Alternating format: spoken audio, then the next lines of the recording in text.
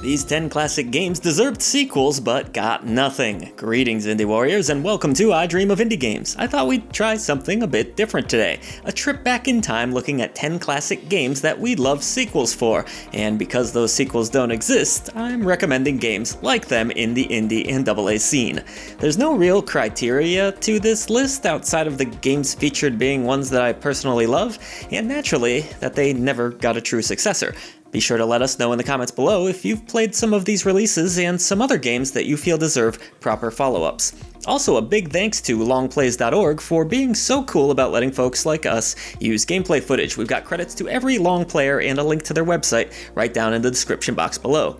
But real quick, don't let this be the final chapter for us. Head over to patreon.com/idreamofindiegames and you'll gain Discord access to the greatest indie gaming community, enjoy early ad-free shows, receive a shout-out at the end of every video we produce, our podcast 3 days early, and so much more. Your new indie gaming community is waiting for you. Alright, before we get into all those classic games we'd love to see sequels for, we want to take a moment to thank our awesome indie sponsor for this episode. It's Little Guy Games and their upcoming release, Endless Night: The Darkness Within. There's a demo for this indie release dropping today on Steam, so fans of games such as Hollow Knight and Inside should take a look using our link in the description box below. This psychological action platformer sends you plummeting into the mind of a man named Jake, who's tortured by inner demons. Watch as the world shifts into a nightmare as you put your platforming skills to the test, unlock awesome abilities, and suit up with custom gear. This mix of storytelling and Metroidvania exploration will get you thinking, but downloading the demo is a complete no-brainer. Will you be able to survive the darkness? Use that link in our description box below and get ready to toss the game on your wishlist and try the demo for yourself. But you know what time it is now? It's on to the indies.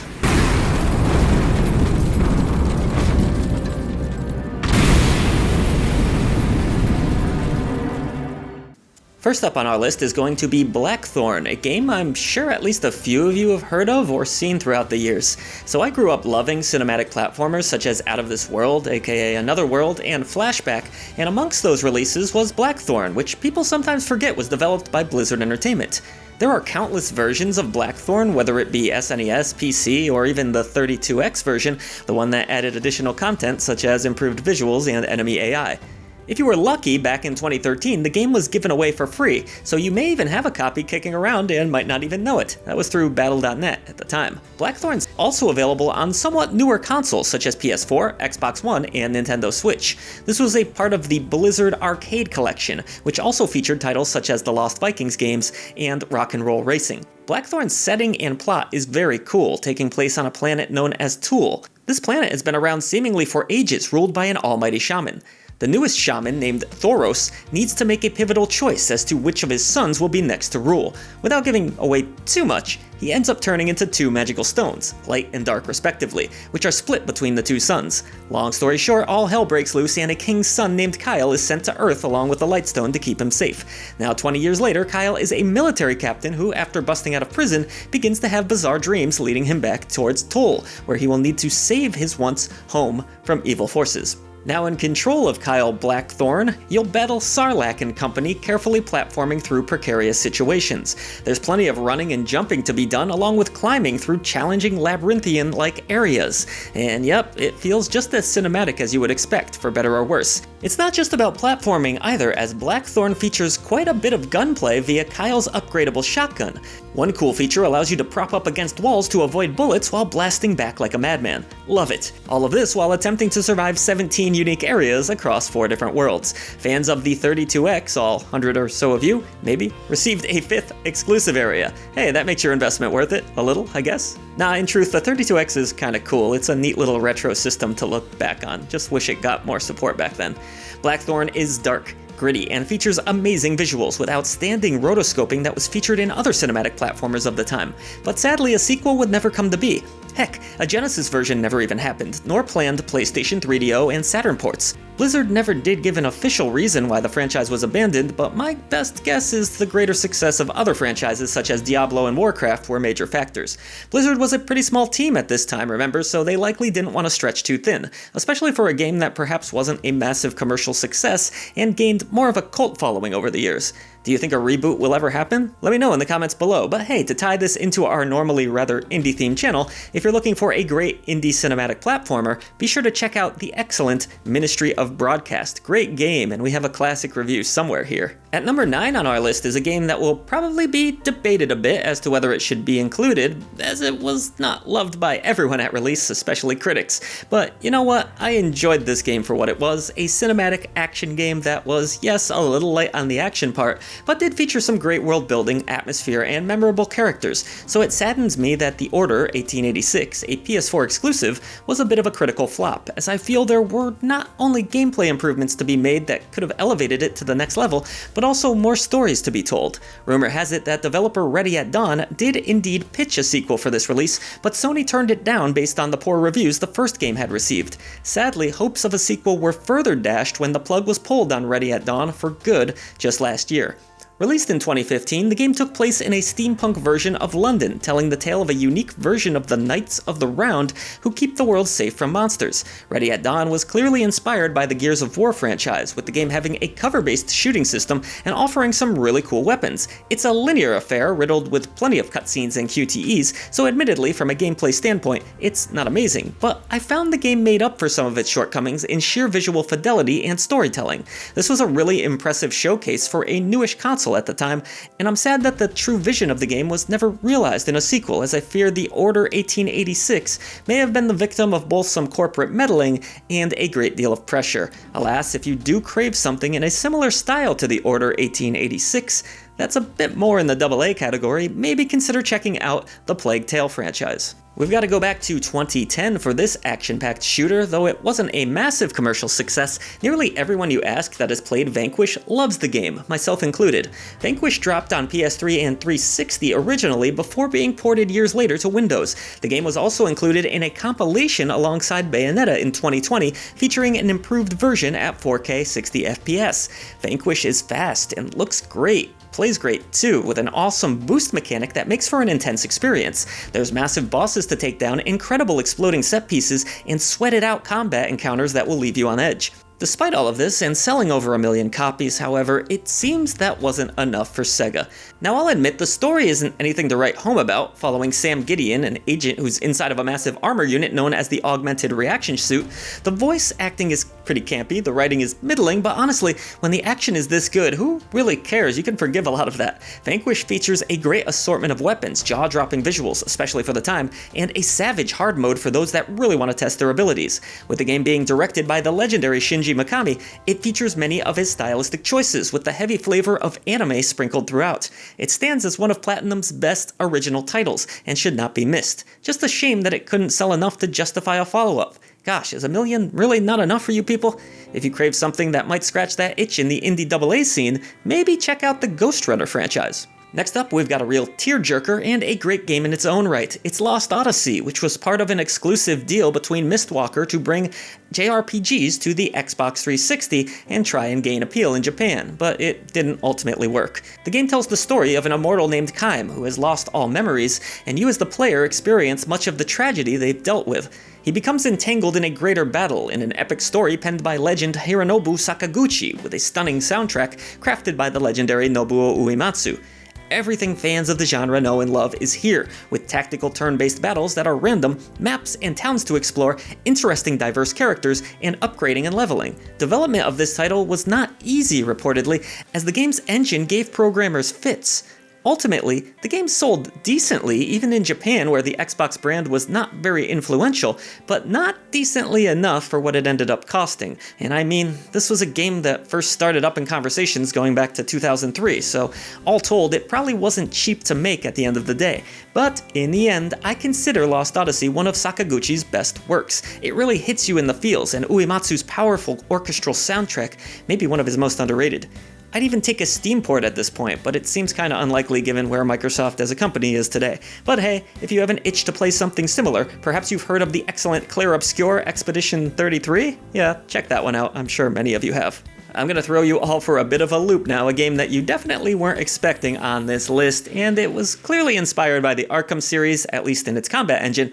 This is Captain America Super Soldier. Loosely tied to the Captain America First Avenger film, this 2011 third-person action game was released for PS3 and 360, along with handheld versions. I won't lie, I love Captain America, so I was all in on a game based entirely around him and his battle against the Red Skull, and honestly, it's so much fun, except for the fact that the PS3 version of the game was plagued with terrible performance issues. If you can get past that, however, which I know is a big ask, there's some really fun combat involving your shield, and even a few puzzles to tackle. Captain America also has tactical vision, kind of like the whole Batman thing. Hey look, sometimes a game doesn't have to be super original to be fun. Now, if you do happen to own a 3D TV, this was also one of the few games that took advantage of that feature. I know, this game didn't get amazing reviews, and the criticisms are totally fair, but I had a good time going through it, and I hope we haven't seen the last of standalone Captain America games. As for something more indie along these lines, it's a bit more stealth-based, but maybe give Origami a look. Another game that won't win any points for originality, being a pretty blatant God of War clone and all, is Dante's Inferno. Clone or not, Dante's Inferno is a short but highly enjoyable release that features well-designed areas, very fun gameplay, and a cool, dark theme that some of you might recall was at the center of a controversy or two. Released in 2010 by Visceral Games and backed by publisher Electronic Arts, Dante's Inferno was released on PS3 and 360. There was a separate PSP version that was developed by Artificial Mind and Movement. I never tried that one myself. Somewhat based around the classic tale Inferno, you play as Dante, who must battle his way through the 9 deadly circles of hell to rescue his life. Using your scythe, you viciously slay foes with an assortment of combos. Gameplay feels pretty good and is rather easy to pick up and play. I also really like the visuals and sound design of the game. They spared no expense in making Dante's Inferno look amazing, nor in marketing it. From a fake religious game being released with motion controls to a pack-in DVD and comic book, it's clear that EA very much wanted this to be a thing, but ultimately, outside of some now unplayable DLC, this would be the first and only go for this franchise. Rumors of a sequel titled Purgatorio swirled for a bit, but inevitably fizzled out. You know, this is the only game I can recall that managed to piss off the Nanny Association, so maybe it's for the best that it didn't come back. Nah, I'd love to see another Dante's Inferno, and to think, it almost happened. Craving something in the AA range that kind of fits the mood though? Check out the original Hellblade. So our next game technically got an updated full-body edition, but not a full-on sequel just yet. It's one of my favorite puzzle games ever and a huge creative departure for Atlus, Catherine. It's a bit surprising as the game did sell over 1 million copies that we haven't seen a proper sequel, but I guess when Atlus can make much more money on other franchises, well then, Catherine gets the cold shoulder. Released for PS3 and 360 originally, you control Vincent, who is haunted by nightmares and can't decide just how he feels about his girlfriend Catherine, as opposed to another Catherine. The game does a great job of questioning morality, and when you aren't solving insane block-bending towers, you're taking part in various social elements. What I like about Catherine is that there's really just not much else like it. You can feel the influence of Persona, but it also cuts a lot of the fat, telling a more tight, compact story. The music is excellent too, based around classical orchestral compositions. It's definitely more for adults than even the Persona games are, and it's tough, though an easy mode was added to help with that. Go for the full body edition if you've yet to play, but dang, I'd love to see another full-on Catherine game. Full body, despite its excellence, did sell drastically less than the original, so maybe that scared Atlus off a bit from committing to a sequel, but that's just me speculating. Plus, the original game does wrap up pretty nicely, so I kinda get it. Looking for something a bit off-kilter in the AA gaming scene? Maybe give the missing J.J. Macfield and the Island of Memories a look. Moving on to one of the most bizarre games I think I've ever played, I would have loved to have seen more out of El Shaddai, Ascension of the Metatron. I freaking loved the PS3 360 gen. I really feel like that was the last time we got an insane amount of risk-taking AAA projects, and El Shaddai, Ascension of the Metatron was definitely a major risk. The game is based on the Book of Enoch, and you are tasked with a mission from God to retrieve 7 fallen angels. How that got pitched and accepted, the world may never know. The game was developed by Ignition Tokyo and published by UTV Ignition Games. Gameplay consists of 2D and 3D sections, with parts that play kinda like a Mario game and others more like a God of War type experience. For as creative as it is, El Shaddai was not rewarded financially, as tends to be the case all too often, and so plans to continue the franchise were ultimately squashed. Heck, the studio shuttered before the game even saw release, which added insult to injury.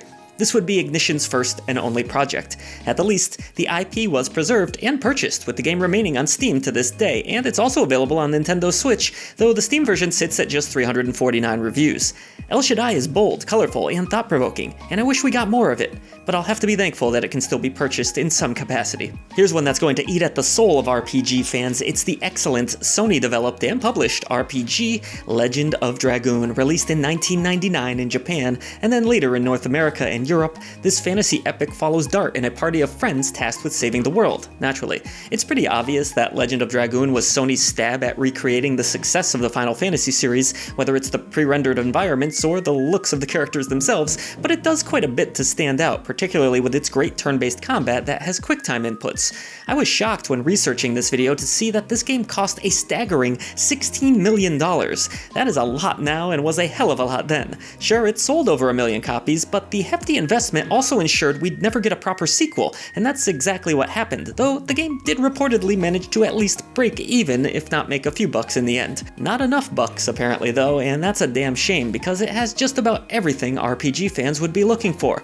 The idea for a sequel was flirted with, but ultimately never came to be. With fun combat, a great soundtrack, solid writing, and memorable characters, it's a shame Legend of Dragoon 2 never came to be. But never say never. At the least, there's no shortage of classic JRPGs in the indie gaming scene. Rise of the Third Power, Sea of Stars, you name it. Closing out our list, while technically part of a trilogy, Demon's Crest was a massive flop for Capcom, and it would be the end for Firebrand starring in games.